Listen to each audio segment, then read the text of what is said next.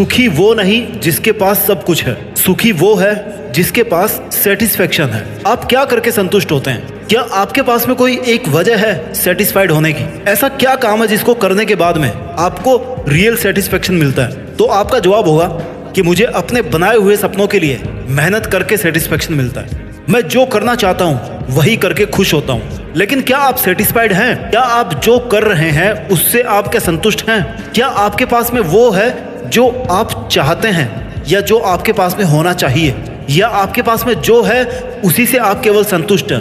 क्या आप वहां तक पहुंच गए जहां तक आप जाना चाहते थे? फिर आपका जवाब होगा कि नहीं। तो ऐसा क्यों है मेरे दोस्त? फिर आप कहोगे कि मेरी मेहनत इफेक्टिव नहीं है, मैं शुरू नहीं कर पाता हूँ, शुरू कर देता हूँ तो बीच में छोड़ देता हूँ, मेरे काम बनते बनते रह जाते हैं, सिलेक्शन होने वाला था लेकिन यार 1 नंबर कम पड़ गया। मेरा मानना है कि इन सब की वजह है आपका खुद पर विश्वास नहीं होना।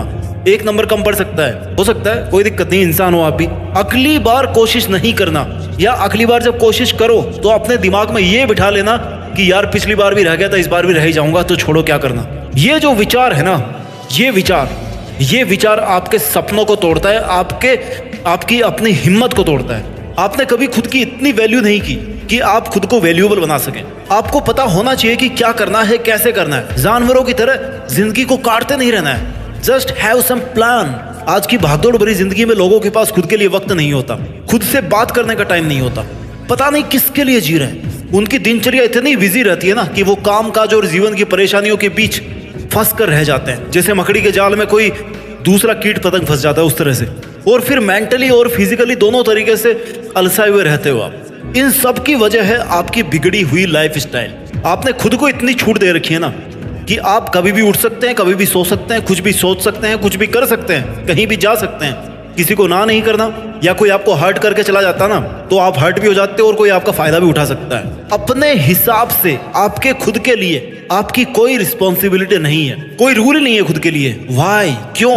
आपको सुबह उठने का नहीं पता, शाम को सोने का नहीं पता, मेहनत कैसे करनी है, कैसे लोगों के साथ रहना है, कैसे अपने आप को मेंटेन करना है, ये भी नहीं पता। यानी सब बातों की एक बात, एक जड़, आपका टाइम टेबल, आपका रूटीन, आपका वायु प्रदूषण, ध्वनि प्रदूषण नहीं, एनवायरमेंट। जिन थॉट्स के बीच में आप रहते हो, जिन विचारों के बीच में आप रहते हो, जिसमें आपके गलत विचार, नेगेटिविटी, आपको डिमोरलाइज करने वाले लोग, सोशल मीडिया, सब आ जाते हैं आपके पॉल्यूटेड एनवायरनमेंट में। रूटीन सही मायने में शुरू होता है आपके सुबह उठने के साथ। एक अच्छी शुरुआत के लिए कोई भी दिन बुरा नहीं होता। आपके दिन के पूरे 1440 मिनट सुबह उठते ही डिसाइड हो जाते हैं। तो उस पछतावे के साथ मत जागिए कि जिसे आप पूरा नहीं कर पाए थे कल में। उस संकल्प के साथ जागिए जिसे आज आपको पूरा करना है। आपका दिन कैसा रहने वाला है, पूरे दिन आपका मूड, आपका विचार कैसे रहने वाले हैं, ये सब आपके सुबह उठने की पहली मिनट पे डिपेंड करता है। अगर आपको सुबह उठते ही ऐसा मोटिवेशन मिल जाए ना जिससे आपका पूरा दिन पॉजिटिव एनर्जी से भरा रहे, पूरे दिन की मेहनत से रात को सेटिस्फाइड होकर सो सको, तो जरूरी है कि जो विचार मैं आपको इस वीडियो में बता रहा हूँ उनको आप अपने जीवन में फॉलो करो। अपनी जीवन शैली में बदलाव करके आप खुद को ज्यादा एनर्जेटिक बना सकते हो, अपने सपनों के लिए ज्यादा काम कर सकते हो,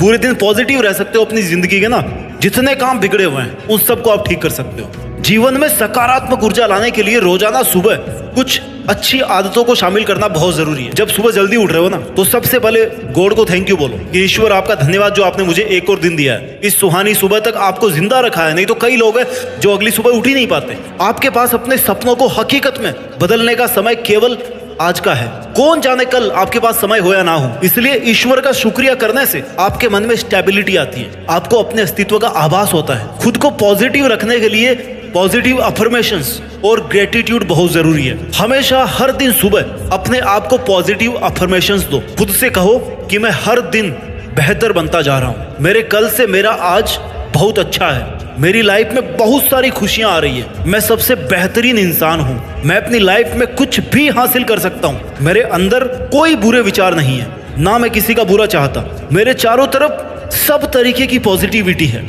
खुद को ऐसा कहने से आपकी आत्मा को, आपके मन को यह पता चलता है कि आप क्या हैं। ये सब सुनकर आपका मन आपके चारों तरफ एक सकारात्मक ऊर्जा का घेरा बना के रखता है। आपके जीवन में जो कुछ भी है उन सभी चीजों को याद करो और अपने ईश्वर से कहो कि हे मालिक, जो तूने मुझे दिया है, जो तू मुझे देने वाला है या जो तू देना चाहता है, उन सब के लिए शुक्रिया। Thank you God for everything in my life. Some of them were blessings and some were lessons, and I'm grateful for every single thing you sent my way.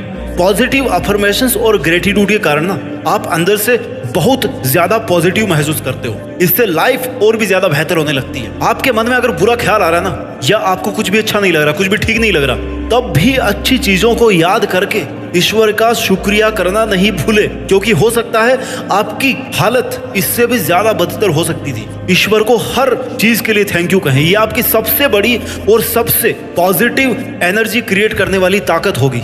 हम जैसा सोचते हैं ना, हमारे साथ वैसा ही होता है। इसका मतलब ये नहीं है कि हम कभी नेगेटिव इमोशंस को महसूस ही नहीं करते। हम इंसान हैं, हमें हर तरह की भावनाएं महसूस होती है। It's normal.